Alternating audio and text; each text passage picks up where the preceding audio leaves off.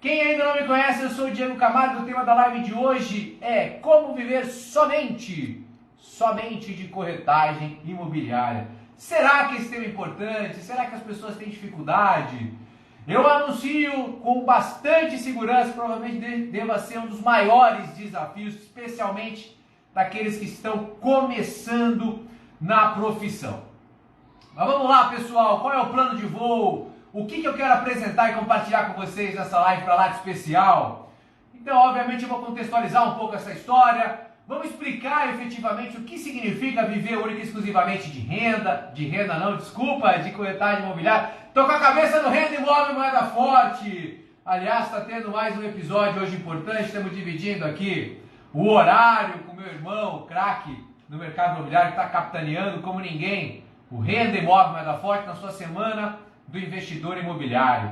Mas aqui o papo é sobre o universo de vendas, corretagem imobiliária, como a gente faz efetivamente para viver só de corretagem imobiliária. E vamos explicar então ao longo dessa live o que significa viver só de corretagem, o que não significa. Vamos aprofundar essa nossa análise olhando 3 importantes ingredientes e finalmente vamos dizer como a gente supera efetivamente esse desafio. Citar exemplos de pessoas que conseguiram fazer isso e hoje colhem os frutos de atuar com foco na corretagem imobiliária. E vamos combater as dificuldades, as grandes objeções que travam as pessoas, principalmente, como eu insisto, nesse início de atuação na corretagem imobiliária, de partir com tudo, de enfrentar efetivamente a corretagem imobiliária como única atividade profissional. Então vamos dar alguns contra-exemplos, falar do jeito certo de superar e finalmente vou encerrar essa live compartilhando com vocês dicas práticas para vocês colocarem neste exato momento em prática e conseguirem efetivamente trabalhar só com corretagem imobiliária. Tomando uma aguinha aqui, dando de novo as boas-vindas a todos que estão se conectando, que vão assistir esse conteúdo depois. Mas vamos lá, pessoal. Quando a gente se depara com essa situação em que a gente está numa bifurcação ou a gente eventualmente precisa pivotar a nossa vida profissional, não é uma decisão fácil, pessoal. Eu sei muito bem disso. Eu sei o quanto é importante esse tipo de decisão, especialmente quando diz respeito à sua atividade profissional. Eu entendo 100% a dificuldade de vocês, porque eu já passei pessoalmente por isso, por decisões deste tipo, inclusive com esta específica de viver única e exclusivamente de vendas no mercado imobiliário. Para quem não me conhece, eu sou engenheiro civil de formação, tive uma trajetória corporativa passando por importantes empresas do nosso segmento, sempre em posição estratégica. Depois, há muito tempo, 11 anos atrás, eu pulei para o lado de cá da mais-valia, passei a empreender, prestando consultoria para alguns segmentos, mas aí naturalmente eu repaginei e foquei no mercado imobiliário.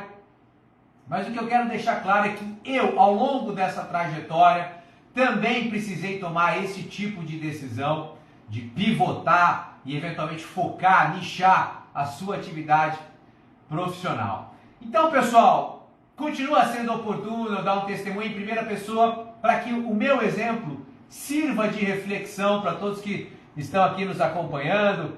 Aliás, vou pedir gentilmente aqui para quem está se conectando para clicar no aviãozinho, chamar colegas corretores de imóveis ou que estão pensando em se tornar corretores de imóveis e que eventualmente possam estar vivendo essa dificuldade.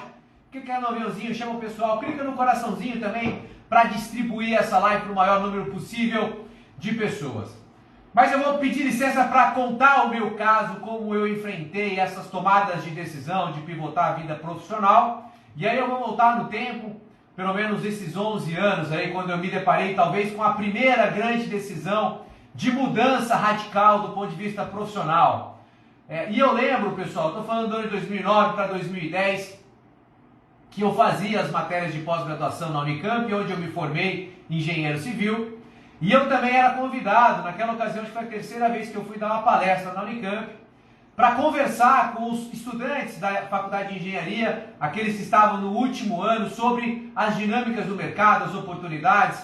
O professor Ariovaldo Denis Grande, um abraço para o Denis, que dava gerenciamento 1 e gerenciamento 2, ele tinha esse cuidado de trazer alguém do mercado, egresso da Unicamp, para dar uma palestra para os meninos que estavam para se formar.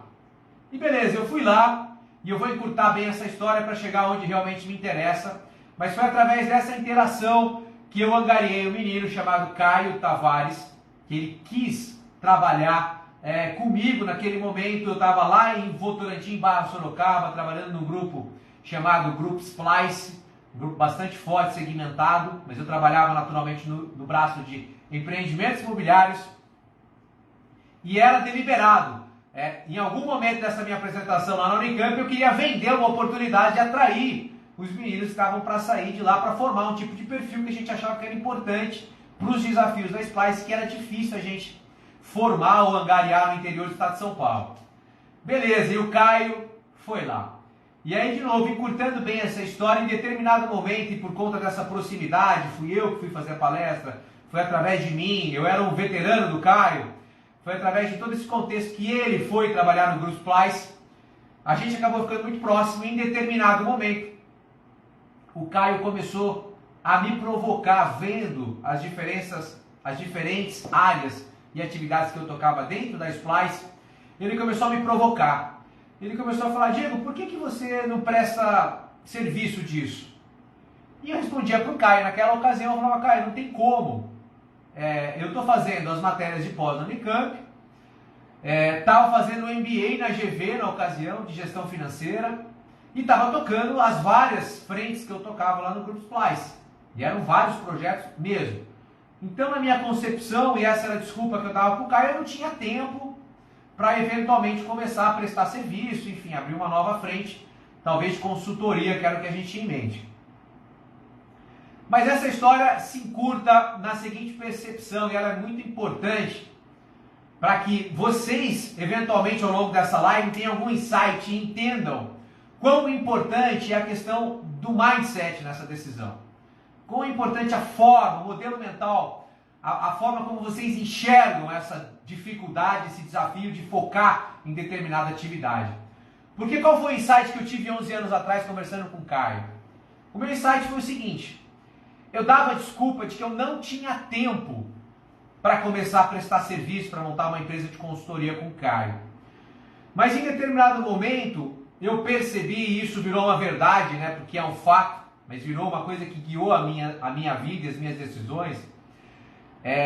Eu percebi o seguinte: o tempo é o mais importante ativo que a gente tem na atual e em qualquer conjuntura econômica. O tempo. Não existe ativo mais valioso, você não consegue comprar o tempo, você não consegue voltar atrás do tempo. Portanto, o tempo é a coisa mais importante que a gente tem. Porém, ele é absolutamente democrático. Todos vocês que estão assistindo, vão assistir esta live, este conteúdo, tem exatamente as mesmas 24 horas por dia. E o que eu quero dizer com isso? Eu quero dizer que é muito simples. Aquilo que eu usava de desculpa para o Caio, que eu falava que eu não tinha tempo para montar uma empresa e começar a prestar consultoria, não era verdadeiro. Aquilo era um auto-engano, era até uma mentira. Porque na verdade todo mundo tem a mesma quantidade de tempo. O que eu não tinha naquela ocasião era prioridade. Não era prioridade para mim pegar as minhas horas do dia e alocá-las no desafio de montar uma empresa de consultoria. Então eu preferia manter a minha inércia dentro de uma carreira corporativa de relativo sucesso ou de sucesso, continuar com os meus esforços de capacitação, as minhas 2 pós-graduações que eu tocava naquele momento, 11 anos atrás, mas não era prioridade para mim.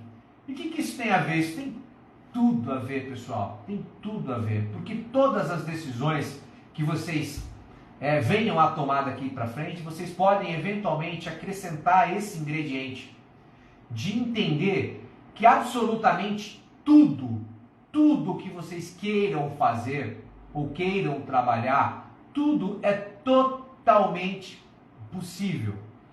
Só depende efetivamente de vocês tomarem a decisão de alocar o tempo de vocês naquilo, ou seja, focarem.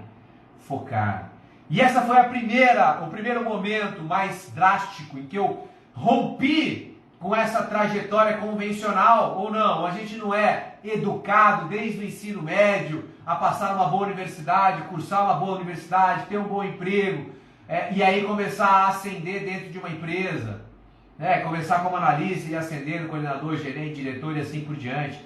A gente é quase doutrinado a viver dessa forma. Romper com isso não é fácil, pessoal.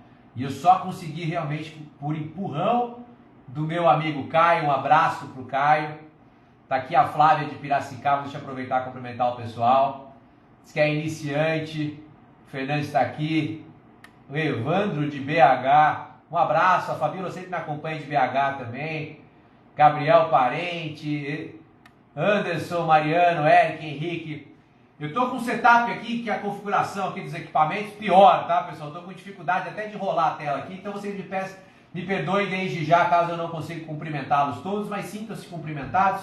E eu vinha falando, dando um exemplo meu particular, portanto, de como eu tomei decisões relativas a focar em determinada atividade, que é o que está por trás disso. Afinal, por que todo mundo que está começando na corretagem imobiliária fica numa fase de transição com insegurança, com dificuldade de focar naquilo? Essa é a discussão. Mas foi um exemplo genérico, o momento em que eu rompi com a minha carreira profissional, seletista, e passei a empreender, montei a minha primeira empresa, que aliás está viva até hoje, começou como TB2 e se tornou a GCDI, então eu tenho 11 anos de CNPJ, a partir dessa história do Caio.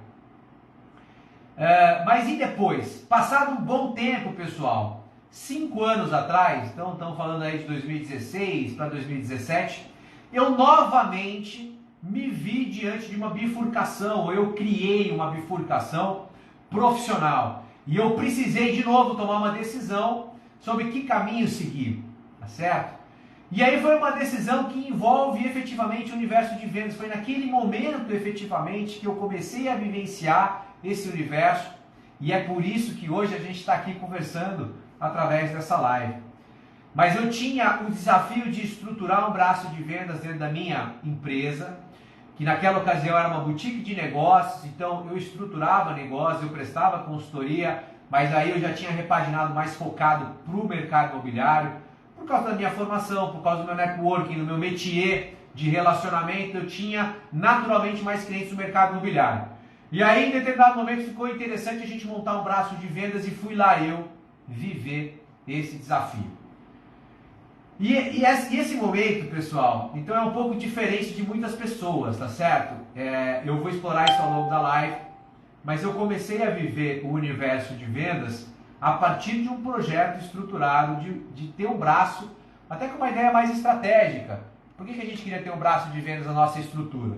Para a gente ter sensibilidade em relação ao mercado, entender o que é que vendia, o que é que não vendia, a que preço vendia, fazer relacionamento com os players que estavam no mercado, atuando, incorporadores, loteadores, empreendedores em geral, e também os times de venda, né, as empresas de venda. Então era muito estratégico a gente ter esse braço dentro da nossa estrutura. Mas fato é, pessoal, que quando eu fui vivenciar esse projeto, eu brinco que eu tomei a picada, eu acabei me apaixonando pela área, pelo assunto, e aí começou toda essa nossa história. Mas, a despeito de outros vários projetos que eu tinha na ocasião, naquele momento, efetivamente, eu decidi focar neste projeto, que era estruturar um time de vendas, ou um braço de vendas na minha estrutura. Isso significou, por exemplo, montar um novo escritório numa outra cidade, enfim, enfrentar vários desafios que muitos que já estão aqui comigo na trajetória do consultor imóvel Vai Dar Forte já conhecem, que eu já tive a oportunidade de contar. Mas vamos deixar bem claro qual é o obstáculo que a gente está conversando nessa live, que é apontado inclusive por muitas pessoas como o principal desafio de quem quer efetivamente trabalhar com a corretagem imobiliária. Um dos principais obstáculos da profissão, que é viver única e exclusivamente da corretagem imobiliária. É muito comum, eu mesmo, naquele começo, aí eu decidi efetivamente, hoje eu só vivo de vendas, sou engenheiro civil, eu tenho mais de 20 anos de vivência no mercado, mas hoje eu vivo única e exclusivamente de vendas. Por isso que eu precisava me prestar de maneira sucinta, e resumida a minha história, para vocês entenderem que eu estou falando com propriedade. Eu sei que vocês estão vivendo, ou já viveram, ou vão viver, vocês estão pensando em se tornar corretores de imóveis. Mas legal, Diego, por que você acha que essa é uma grande dificuldade? E aí eu atribuo culpa, de repente, a um importante ingrediente, uma característica dessa profissão, que é o que eu chamo de uma curta distância de formação. O que eu quero dizer com isso? Quero dizer que com baixo investimento, tanto de tempo quanto de recurso financeiro, a imensa maioria das pessoas que têm ensino médio podem se tornar corretores de imóveis. Tá? Então, um curso preparatório custa na faixa de R$ 1.000, R$ 1.500, estourando, tem alguns até um pouco mais baratos, e de 6 meses, mínimo de 6 meses, até no máximo 1 ano estudando, fazendo as provinhas de um curso preparatório, você pode sim ter um diploma de TTI e ingressar para conseguir o seu credenciamento junto ao CRES, que é o Conselho Regional de Corretores de Imóveis da sua região. E daí, Diego? E daí que isso é curto, isso pode ser uma oportunidade? Eu enxergo como uma oportunidade, tem um universo de pessoas que poderiam, com esse baixo investimento, ingressar no mercado multimilionário, que é o mercado imobiliário, que tem grandes oportunidades, é muito atrativo, pode ser muito rentável, então a possibilidade, o potencial de retorno é muito grande. Então esse é o lado positivo. O lado negativo é que, infelizmente, muitas pessoas, às vezes, sem ter muita consciência ou sem ter se planejado, elas acabam se tornando corretores de imóveis. E aí entra uma questão muito importante, que é o perfil de cada pessoa. A gente precisa refletir. Então é uma mistura de perfil com uma distância curta e, às vezes, ou quase sempre, com uma decisão motivada, talvez por um contexto equivocado. O que eu quero dizer com isso? É que a hora que as pessoas estão nesse momento, se vou me tornar um corretor ou não, ou vou tirar meu creche ou não, muitas vezes as pessoas elas são motivadas, elas querem se tornar corretores, decidem se tornar corretores, por alguns motivos que eu acho que são perigosos. Quais são eles, Diego? Número 1, querer se tornar um corretor de imóveis, único e exclusivamente pelo interesse financeiro, que quer ganhar dinheiro. Pô, Diego, mas você anuncia na live, nas chamadas, que você ajuda os corretores de imóveis a faturar pelo menos R$20 mil, e você grifa que é pelo menos R$20 mil todo santo mês, que você tem inúmeros casos. Eu já compartilhei aqui vários testemunhos de pessoas com 1 mês de Cresce, ainda estagiando, ou profissionais com 15, 20 anos de Cresce, que não só atingiram, como superaram esse tipo de resultado. Eu sei porque eu tenho vários que fazem parte do meu time, então eu tenho o privilégio, o prazer de pagar por eles mais do que isso por mês. Mas são inúmeros os casos. Mas se você está dizendo que tem um grande potencial, o que há de errado de tomar a decisão de se tornar um corretor pensando na contrapartida financeira? Não há nada de errado com isso, pessoal. A única reflexão que eu quero é que vocês não podem única e exclusivamente tomar a decisão pensando no dinheiro. Porque é uma questão de você colocar o carro na frente dos bois. O dinheiro, o retorno financeiro, o seu sucesso, do ponto de vista de remuneração, ele sempre é consequência daquilo que você vai entregar enquanto profissional, do resultado que você vai entregar, não para você no primeiro momento, mas para o seu cliente. Portanto, você tomar a decisão pensando em dinheiro e com muita sede ao pote, quase que invariavelmente vai atrapalhar a sua performance, porque você vai deixar de lado dessa sua decisão importantes ingredientes para o seu sucesso, para alavancar os seus resultados. Então, cuidado para aqueles que tomam a decisão única e exclusivamente por causa do dinheiro. Mas tem muitos outros também, isso é muito comum, que acabam tomando a decisão de tirar o Cresce por falta de opção, porque provavelmente não estavam indo bem, né, não estavam tendo sucesso, logrando êxito na sua profissão de origem, então estavam trabalhando, mas estavam estagnados, estavam incomodados, estavam insatisfeitos. E insatisfação é um sinônimo de pobreza de espírito, de pobreza de energia. Então elas estavam ali num cenário de escassez, de pobreza e decidiram, por insucesso ali, se tornar corretor de imóveis. Também não tem nada de errado, eu conheço várias pessoas que realmente foram e se encontraram na profissão. Mas há uma tendência de quando você toma a decisão por falta de opção, há uma tendência muito grande de que essa sua relação com a profissão não dure por muito tempo. Um abraço aqui para o Edivan, seja bem-vindo, meu caro.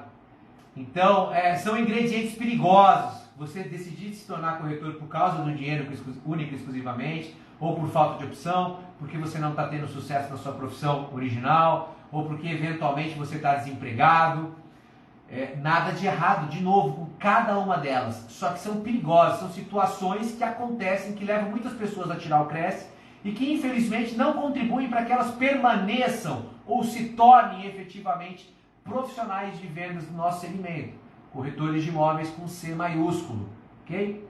Então o impacto disso tudo que eu estou narrando para vocês é que tem muitos profissionais, não são poucos, exercendo mais de uma atividade em paralelo. Então eles estão começando a testar a corretagem imobiliária, estão atuando como corretores de imóveis, porém tem uma outra profissão. Por exemplo, são arquitetos, mas tem o Cresce, são engenheiros, mas tem o Cresce. E eu falo com propriedade, porque eu fui isso durante um tempo até eu efetivamente viver só de vendas. Mas tem vários profissionais, tem pessoas que fazem parte, ainda tem a carteira assinada, são seletistas e tiraram o Cresce para, entre aspas, nas horas vagas, ter uma renda complementar. Isso é muito comum. Isso é muito comum. Só que aí vem uma provocação chave para vocês que estão aqui comigo. E aí vai ficar claro, já são spoilers de como a gente precisa lidar com qualquer decisão profissional, pessoal. Qualquer decisão profissional, mas naturalmente eu vou trazer aqui para o nosso contexto da corretagem imobiliária. Mas o que é que vem primeiro, pessoal? O que vocês acham que vem primeiro? É o resultado ou é o foco? O que vocês acham que vem primeiro? É o resultado ou é o foco? E muitas pessoas se enganam nesse início de atuação na corretagem imobiliária, acreditando que com profissões em paralelo, com atividades paralelas, eles vão passar a ter resultado na corretagem a ponto de aí sim focar. Isso é um grande perigo e é por isso que muitas pessoas não persistem na corretagem imobiliária ou não têm a corretagem imobiliária como única atividade. Porque não vai vir o resultado, ou pode até vir, mas muito aquém da sua capacidade, muito aquém inclusive daquilo que você merece performar enquanto corretor de imóveis. Por quê? Porque você não está se dedicando. Ou vocês acham que... Vou pegar um exemplo, né? E para deixar bem claro. O que não é alguém que vive só de corretagem imobiliária? Eu tenho exemplos próximos. Eu sempre peço perdão de citá-los, mas eu percebo uma evolução. E até para a gente citar, provocar, levar à reflexão, as pessoas começam a tomar suas decisões. E aí elas começam a entender o potencial que elas têm para performar na corretagem imobiliária. Mas eu tenho pessoas do meu time que têm esse cenário, que são professores e corretores. Ou que estão começando a atividade da corretagem, mas tem 2, 3 outros projetos em paralelo. Estou trabalhando com marketing digital. Então, assim, muito cuidado, porque efetivamente isso não é viver único exclusivamente de vendas e vai atrapalhar sobremaneira o seu potencial, os resultados que você vai construir. Quem está aqui comigo querendo se tornar um consultor imóvel moeda forte, não está com a ideia de ter resultado medíocre, está com a ideia de ter resultado extraordinário e recorrente. Que não é também dar uma tacada, vira as costas e esquece a profissão, não. É dar várias grandes tacadas sempre que possível. Isso pode e deve acontecer todo mês. Só depende de vocês. Vocês precisam dar foco. Uma outra coisa que me preocupa, porque eu vejo um discurso muito grande, sendo traduzido em atividade profissional. E aí eu tenho que pontuar, porque isso não faz sentido na minha concepção e na concepção do mundo, e provavelmente em se validando no mundo prático vai se mostrar ineficaz. Que é o seguinte: tem aquela máxima, né, de você não colocar todos os ovos no mesmo cesto, certo? Isso faz muito sentido, que tem a ver com diversificação de portfólio para investimento, por exemplo. Então a Samantha, que está aqui com a gente, ela é uma investidora e ela pode investir em diferentes ativos. Ela pode comprar ação, ela pode comprar imóvel, ela pode investir no fundo imobiliário, ela pode comprar títulos do tesouro e assim por diante. Ela pode investir em vários ativos. Nesse contexto, tem uma lógica muito interessante. Você está investindo, então é uma sobra daquilo que você ganha versus aquilo que você gasta, é um excedente. E você está investindo de maneira inteligente para ter o quê? Diversificação e diversificar o seu risco. Se eventualmente um desses ativos não for bem, o seu capital está alocado em vários para que na média eles se compensem. Então tem uma inteligência por trás. O que me preocupa muito, e cada vez eu vejo mais pessoas falando, eu acho de maneira equivocada, com boa intenção talvez, mas de maneira equivocada, é a história das multi-receitas. Então pessoas querendo aplicar a mesma lógica que parece interessante e inteligente de investimento, eu vou diversificar, vou colocar meu ovo em cada cestinho, diferentes cestos. Aplicar isso para atividade profissional. E aí, pessoal, é aquela brincadeira que eu já fiz com vocês, é a síndrome do pato. Quer dizer, não, eu vou ser um professor particular, mas eu vou ser também um corretor de imóveis, eu vou ser um corretor de seguros, eu vou ser um vendedor de consórcio, eu vou ser um ciclista de final de semana. Enfim, pessoal, não dá, simplesmente não dá para a gente ter resultado extraordinário e recorrente se a gente quiser fazer um pouco de tudo. Quem quer fazer um pouco de tudo não faz nada bem feito, que é a brincadeira da síndrome do pato. Qual que é a síndrome do pato de maneira muito sucinta? Né? Tinha um caçador chegando na floresta, estava lá o pato conversando com o coelho, com um peixe e com um pássaro que voava muito bem. E aí o pessoal estava conjecturando, vocês escutaram que está vindo o caçador aí, e aí, o que vocês vão fazer? O que você vai fazer quando o caçador chegar? Um perguntou para o outro.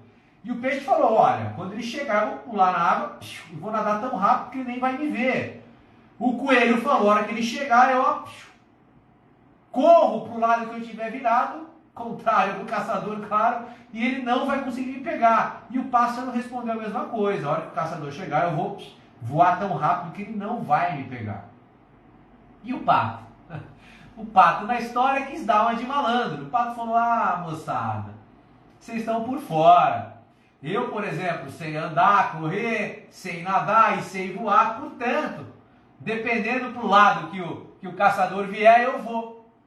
Só que a mais pura verdade é que o pato não voa bem, o pato anda de maneira desengonçada e nada também só na superfície e de maneira lenta. Ou seja, o pato não faz nada bem, apesar de fazer tudo. Resultado, o pato foi para a panela. Então, pessoal, o mesmo vale para qualquer decisão que vocês estejam tomando do ponto de vista profissional. Agora eu estou falando de uma decisão macro. Vocês vão focar ou passar a focar única e exclusivamente na atividade profissional da corretagem imobiliária. Mas mesmo dentro da corretagem imobiliária, você tem diferentes nichos. E se você quiser aplicar a síndrome do pato já dentro da corretagem imobiliária, provavelmente você também não vai conseguir performar de maneira extraordinária. Agora, eu sei que é uma decisão difícil, principalmente no início. Vocês falaram, eu vou viver só de corretagem imobiliária. E se vocês tiverem dificuldade, como eu tive, como todo mundo tem, isso é normal, tá, pessoal? Estou falando que vocês estão impossibilitados. Isso só vai postergar, provavelmente, você utilizar ao máximo a sua potencialidade para trazer retorno extraordinário dentro da corretagem.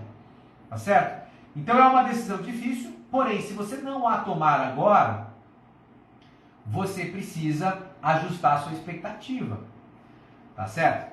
Porque assim, pessoal, definitivamente, eu não consigo trazer, eu até consigo, mas são casos pontuais, muito pontuais, exceções totais, de pessoas que vão ter performance extraordinária e que fazem um pouco de tudo, que ainda estão fazendo uma atividade em paralelo e mantendo o Cresce como uma atividade complementar, uma renda complementar, uma multireceita.